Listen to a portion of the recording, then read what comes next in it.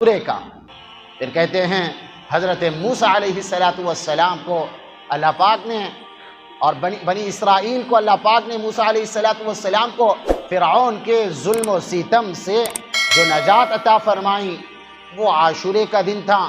بحر قلزوم میں فرعون کو ڈبو دیا گیا، اللہ تعالیٰ نے حضرت موسیٰ علیہ السلام کو نجات عطا فرمائی۔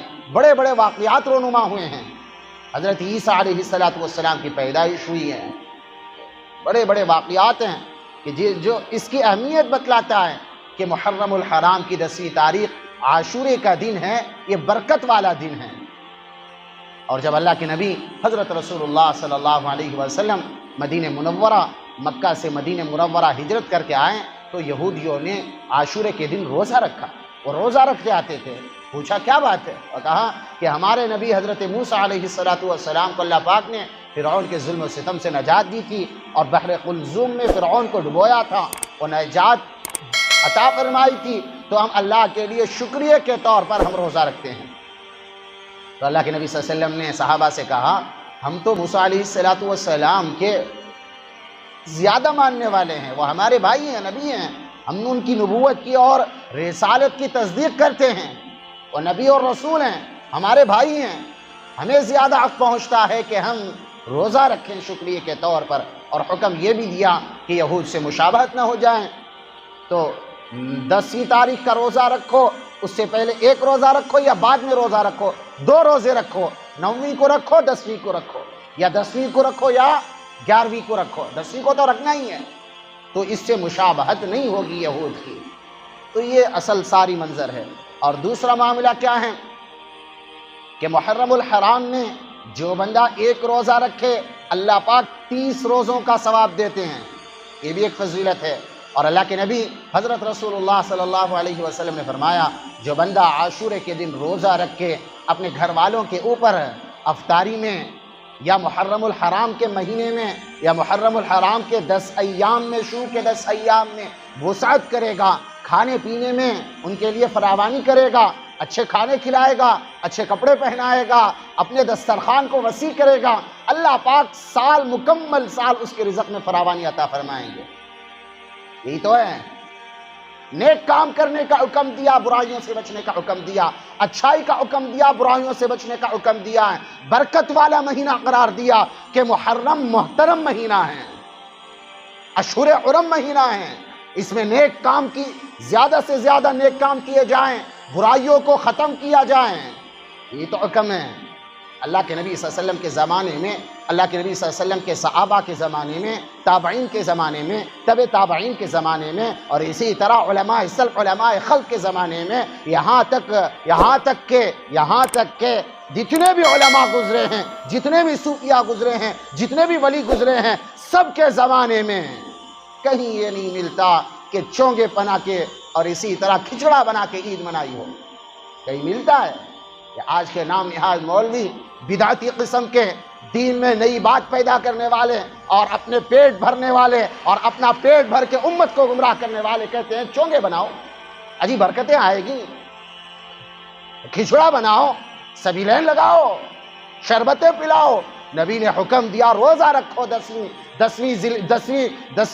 محرم کو، عاشورے کے دن کو یہ روزہ خوری کرواتے ہیں، شربتیں بناتے ہیں، جی جناب، اس میں باقاعدہ طرح طرح کی قسم کی شربتیں پلائی جاتی ہیں، اور یہ سمجھا جاتا ہے ہم امام عالی مقام، نواز رسول، جگر گوشہ بطول امام حسین رضی اللہ عنہ کی روح کو باقاعدہ وہ پیاسے مرے تھے، ہم ان کی روح کو پانی پہنچا رہے ہیں۔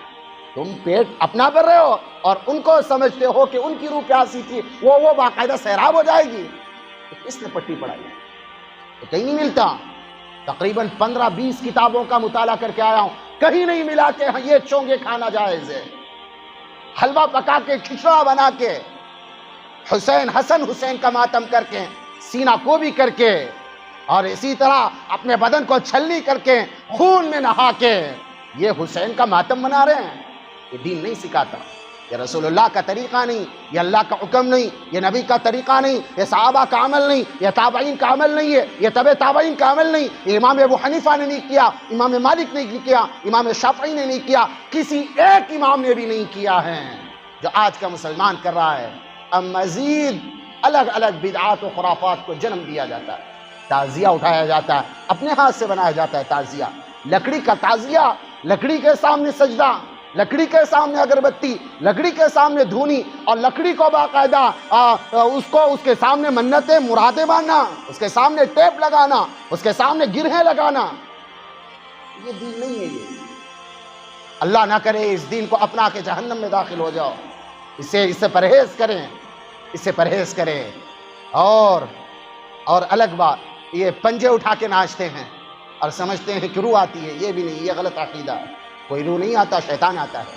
کہ جی شیاطین مسلط ہو جاتے ہیں۔ شیاطین کس کے پاس رہتے ہیں معلوم ہے؟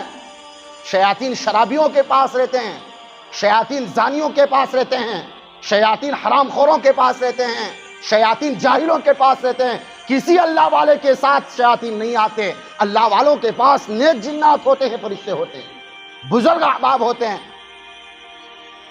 جو شریعت کا پابند ہوگا، جو رسول اللہ کی فرمانبرداری اختیار کرے گا، اللہ کو حاضر و ناظر جان کے رسول اللہ کی شریعت پر عمل کرے گا، وہ بدعات و خرافات میں نہیں پڑا کرتا، اس کے اوپر کسی کی روح نہیں آتی۔ اور سمجھتے ہیں روح آتی ہے جاہلوں کے اوپر، کبابیوں کے اوپر، وہ بھی کس کی روح؟ امام حسین کی روح۔ اللہم احفظنا، امام حسن کی روح، حضرت فاطمہ کی روح۔ یہ نشئی، یہ گانجا مارنے والا، اس کے اوپر حضرت حسین کی روح آئے گی؟ یہ غلط عقیدہ ہے، توبہ اللہ کرنی چاہیے۔ کہ جی نبی نے کہا روزہ رکھو، نبی نے کہا خیر خیرات کرو، نبی نے کہا صدقات کرو، نبی نے کہا گھر والوں کے اوپر باقاعدہ فراوانی کرو، یہ نہیں کرتے۔ اور دوسری بات ہے، گزشتہ جمعہ کا میں تھوڑا تھوڑا لے کے چل رہا ہوں، مجھے تو بیان کرنا امام حسین کی شہادت بیان کرنی ہے کہ کیا ماجرا پیش آیا، لیکن بول دوں تھوڑی تمہید کہ کیا ہو رہا ہے، کیا کرنا تھا، کیا ہو رہا ہے۔ حضرت امام حسین رضی اللہ عنہ کے نام کی باقاعدہ سبیلین لگائی جاتی ہے، بہت کچھ ہوتا ہے، غرض ہمیں اس سے کچھ لینا دینا نہیں ہے۔ اللہ بھلا کرے علماء کا، اللہ بھلا کرے صلحاء کا، اللہ بھلا کرے سلف صالحین کا، انہوں نے دین کو کھول کھول کر بیان فرمایا اور کہا کل بدعت ضلالہ وکل ضلالۃ فی النار، عجیب بدعت گمراہی ہے اور ہر گمراہی انسان کو جہنم کے انگاروں کے ساتھ باندھ دیتی ہے۔ کھچڑا پکانا، یہ چونگے کھانا، یہ سارا کا سارا محرم کے اندر ڈھول تاشے، آگ کے اوپر، انگاروں کے اوپر ناچنا اور ٹریننگ لینا جہنم میں جانے کی، یہ دین نہیں ہے۔ سمجھے میرے بھائی، یہ دین نہیں ہے۔ اگر سمجھ کے بھی کر رہے ہیں، لا علمے میں کی تو ایک گناہ، جان کر کیا تو ڈبل گناہ ہے، سمجھے، ڈبل گناہ ہے۔ رکھو، اب جو عاشورہ آ رہا ہے وہ منگل کا دن ہے، ہمارے حساب سے جو چاند کی تاریخ سے ہے منگل کا دن ہے، منگل کے دن روزہ رکھو، 2 روزے رکھنے ہیں، پیر کے دن کر لو یا منگل کی یا چہارشنبے کے دن کر لو، منگل کا دن عاشورہ ہے، پیر منگل رکھو یا منگل چہارشنبہ رکھ لو، بہرحال روزے رکھو، اللہ سے دعائیں مانگو، شہدائے کربلا کے لیے مغفرت کی، اللہ کے دربار میں مغفرت کے لیے ہاتھ اٹھاؤ۔ کیا معلوم اللہ دوسروں کے لیے مانگتے مانگتے اس کی زندگی بنا دے۔ یہ کرنے کے کام ہیں، نہ کرنے کے کام امت سمجھ کے، دین سمجھ کے بیٹھی ہے، جو کرنے کے کام ہے اس کو دین نہیں سمجھا ہے، تبھی تو پیٹ رہے ہیں۔ اللہ تعالی ہم تمام کو عقل سلیم عطا فرمائے اور ہماری عورتوں کو بھی عقل سلیم عطا فرمائے، جو محرم کے مہینے کو، محترم مہینے کو، بابرکت مہینے کو منحوس سمجھتی ہیں، اور ہمارے یہ بزرگ احباب بھی اس کو باقاعدہ منحوس سمجھتے ہیں، اپنی بچوں کی شادیاں تک نہیں کرتے، اور جو دلہا دلہن جب شادی ہو جاتی ہے ان سے ملنے کے نہیں دیتے، ملاقات کرنے کے نہیں دیتے، فون کر کے بلا لیتے ہیں۔ اماں کا دین ابا کا دین ہے نا، ان کے باپ کے گھر کا دین ہے، ان کے اماں نے لکھوایا ہے دین، شریعت کوئی اعلان کی چیز نہیں، اللہ کا حکم نہیں، نبی کا طریقہ نہیں، اس کے گھر سے چلا ہے، اس کی نسلوں سے چلا ہے، کہ جو میاں بیوی کا چہرہ نہیں دیکھ سکتا، منحوس ہے، ان کے باپ نے لکھوایا، منحوس ہے۔ کیلنڈر لے کے بیٹھ جاؤ تم، باقاعدہ کیلنڈر دیکھ کے تاریخ متعین کرتے ہیں شادی کی، محرم میں شادیاں نہیں، ذی قعدہ میں شادیوں کی بھرمار ہے، ذی الحجہ میں شادیوں کی بھرمار ہے، لیکن شادیاں نہیں تو محرم کے مہینے میں نہیں ہے۔ واہ واہ واہ واہ، کل بدعۃ ضلالہ وکل ضلالۃ فی النار، اللہ کو منہ دکھانا ہے کل کو۔ بہرحال یہ تمہید تھی۔ اب آگے کا جو مقصد ہے وہ یہ ہے، آگے کا جو بیان ہے امام حسین کی شہادت ہے۔ واقعہ کیسا ہوا؟ اللہ کے نبی حضرت رسول اللہ صلی اللہ علیہ وسلم کل کائنات کے انسانوں کے لیے نبی برحق رحمت للعالمین تاجدار بطحہ بنا کے بھیجیں گے کہ جی میرا ایمان آپ کا ایمان ہے، اللہ کے نبی صلی اللہ علیہ وسلم کے بعد کوئی نیا نبی نہیں آنے والا، کوئی شریعت نہیں آنے والی، نئی کتاب نہیں آنے والی۔ اللہ کے نبی نے باقاعدہ اقرا کی تعلیم سے شروع ہوا تھا وحی کا سلسلہ، الیوم اکملت لکم دینکم واتممت علیکم نعمتی ورضیت لکم الاسلام دینا کے اوپر شریعت مکمل ہو گئی۔ اخیر حجۃ الوداع کے موقع پر آیتیں اتری، مکمل ہو گئی شریعت۔ اللہ نے اس شریعت کو، اس دین کو پسند فرمایا۔ اللہ کے نبی نے 23 سال کی مدت میں مکمل دین پہنچایا اور عمل کر کے بھی دکھلا دیا۔ پھر اس کے بعد بحکم خداوندی قضاء الہی ہو گئی، اللہ کے نبی صلی اللہ علیہ وسلم پردہ فرما گئے۔ پھر اللہ کے نبی صلی اللہ علیہ وسلم کی جو گدی تھی اس پر حضرت سیدنا حضرت ابوبکر صدیق رضی اللہ عنہ نے خلافت کے عہدے کو سنبھالا، امیر المؤمنین کہلائے، مسلمانوں کے امیر کہلائے۔ انہوں نے بھی 2 سال حکومت کا اور امیر المؤمنین کا عہدہ سنبھالا، بحکم خداوندی ان کا بھی انتقال ہو گیا۔ پھر کہتے ہیں سیدنا و شیخنا حضرت امیر المؤمنین عمر بن خطاب رضی اللہ عنہ نے خلافت کی دوڑ سنبھالی، خلافت کی باغ دوڑ سنبھالی، بڑے بڑے فتنوں کا خاتمہ کیا اور اسی طرح بڑی بڑی فتوحاتیں کی۔ کہتے ہیں حضرت عمر رضی اللہ عنہ نے 12 سال خلافت کی ہے اور 12 سال کامیاب حکومت کی ہے۔ اللہ نے حضرت عمر رضی اللہ عنہ کو جاہ و جلال عطا فرمایا تھا۔ عمر جس راستے سے گزر جائے اس راستے سے گزرنے کی شیطان کو ہمت نہیں تھی، جی شیطان کو ہمت نہیں تھی، کیونکہ حضرت عمر مراد رسول تھے، مراد رسول۔ اللہ کے نبی نے مانگ کر لیا تھا اللہ عمر بن خطاب کو باقاعدہ ہدایت دے دے، اسلام کی دولت سے مالا مال کر دیں۔ جس کو نبی مانگ لے وہ عمر ہی ہوگا۔ اس کے جاہ و جلال کے کارنامے، اس کے جاہ و جلال کی جو اس کے جاہ و جلال کی آوازیں شام کے محلات تک پہنچی، ایران تک دین پہنچا ہے۔ کہتے ہیں 12 سال کی حکومت میں حضرت عمر رضی اللہ عنہ کی خلافت میں 22.5 مربع میل کی حکومت کی ہے۔ 22.5 مربع میل تقریباً پوری دنیا کا بادشاہ حضرت عمر رضی اللہ عنہ کو اللہ پاک نے بنایا۔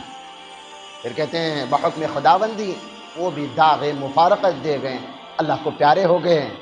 فیروز نامی بدبخت نے نیزہ مار دیا تھا، نماز کی حالت میں شہید ہو گئے اسی میں۔ پھر کہتے ہیں حضرت عثمان غنی ذوالنورین کا لقب پانے والے ہیں، شریف الطبع عثمان غنی، سخاوت میں بے مثال اور اسی طرح حلم میں، بردباری میں بے مثال، شجاعت میں بے مثال اور اسی طرح بہادری میں بے مثال حضرت عثمان غنی رضی اللہ عنہ کو صحابہ نے باہمی مشاورت سے تیسرے امیر المؤمنین کا خطاب دیا، خلیفہ سوم بنا لیا۔ پھر انہوں نے بھی خدمت کی، خدمت کرنے کے بعد کہتے ہیں ان کی بھی منافقوں اور سازش رچنے والوں فاسقین کی نظر ہو گئے، ان کے اوپر بھی ظلم ستم کے پہاڑ توڑے گئے، پانی روک دیا گیا، کھانا پانی روک دیا گیا، اپنے گھر میں قید کر دیے گئے، ظالمانہ شہادت ہوئی ان کی۔ قرآن کی آیتیں پڑھ رہے تھے تو قرآن کی آیتیں پڑھتے پڑھتے قرآن کھلا ہوا ہے، ان کی بھی شہادت ہو گئی تو حضرت عثمان غنی کی چھینٹیں قرآن کے اوپر پڑی۔ بہرحال حضرت عثمان غنی بھی شہید کر دیے۔ اب 4 نمبر آتا ہے حضرت علی کرم اللہ وجہہ کا۔ باہمی مشاورت حضرت علی کرم اللہ وجہہ کو امیر المؤمنین خلیفہ رابع، چوتھے خلیفہ کا لقب دیا گیا۔ چوتھے خلیفہ کا جب لقب دیا گیا تو کہتے ہیں حضرت عمر رضی اللہ عنہ نے امیر معاویہ کو کوفہ کا، بصرہ کا، ایران عراق کا گورنر بنا رکھا تھا۔ ان کی خلافت میں ان کو گورنری نصیب ہوئی تھی، تو انہوں نے حضرت امیر معاویہ نے حضرت علی رضی اللہ عنہ کے درمیان ان سے باہمی اختلاف چلا کہ میں امیر المؤمنین بننے کا لائق ہوں، آپ نہیں ہیں، حالانکہ دونوں لائق تھے، لیکن اختلافات اپنی جگہ ہیں، بہت ساری جنگیں بھی ہوئی ان کے درمیان، لیکن کہتے ہیں حضرت علی رضی اللہ عنہ بھی اللہ کو پیارے ہو گئے، شہید کر دیے گئے۔ اب باری آتی ہے کس کی؟ جو خاندان نبوت کے چراغ ہوں انہی کی تو باری آتی ہے۔ حضرت امیر معاویہ نے یہ سمجھ لیا کہ امیر المؤمنین میں ہوں، تو حضرت حسن حضرت علی کے بڑے بیٹے ان کے درمیان اختلافات ہوئی، سارے بڑے بڑے صحابہ نے حضرت حسن رضی اللہ عنہ کے ہاتھ پر بیعت دی کہ آپ خلیفہ ہیں، آپ امیر المؤمنین ہیں۔ میری بات غور سے سننا، میں بہت تفصیل سے بیان کرنے کے لیے جا رہا ہوں۔ واقعہ کربلا شاید کہ اس سے پہلے ایک مرتبہ بیان کیا تھا، اتنی تفصیل سے نہیں کیا تھا۔ صبر کے ساتھ سکون کے ساتھ سنیں انشاءاللہ، سنو گے بھائی؟ اللہ مجھے بھی عمل کی توفیق عطا فرمائے، یہ اللہ آپ کو بھی عمل کی توفیق عطا فرمائے۔ یہ صرف 10 دنوں کا ڈھول تاشا نہیں ہے، ڈھولک نہیں ہے، یہ پیغام ہے، ایک داستان ہے، ایمان والوں کی داستان ہے، نبی کے گھرانے کی داستان ہے۔ بچوں کے کھانے والوں کو معلوم نہیں ہوگا، یہ ڈھول تاشے پر ناچنے والوں کو، ڈی جے پر ناچنے والوں کو، اور نمازیں چھوڑ کے زندگی گزارنے والوں کو، شرابیوں کو اور کبابیوں کو، کہ جن کے بدنوں میں شیاطین آتے ہیں، ان کو نہیں معلوم ہوگا دین کیا ہے۔ بس اللہ کسی کو سمجھ دے دیں، ہدایت دینے والا اللہ ہے۔ انک لا تہدی من احببت ولکن اللہ یہدی من یشاء۔ ہدایت میرے ہاتھ میں نہیں، ہدایت اللہ کے ہاتھ میں ہے، دے دے تو فبیا، زندگی بن جائے گی۔ بہرحال